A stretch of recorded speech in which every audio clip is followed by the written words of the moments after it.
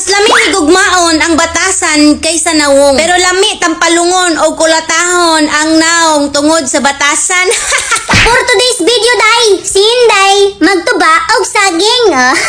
Lipay kayo si Inday kay makapatumba na gid siya og saging. Sa wakas na gid siya napatumba. Agay. Kabalo ba mo unsay lami nga feeling? Kana bang magka-feelings ka sa ako Ingon pagani nila, bahalag saging basta labing. Bahalag ginamos basta ang paghigog matimos. Bahalag dukot basta dili lang magkagubot. Kay unsaon man na nimong adobo kung perminti kang maglagubo.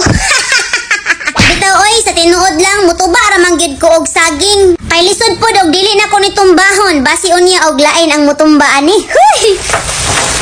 Oh, di ba? Kung gugyan ka mananom, nadyo kay tubaon.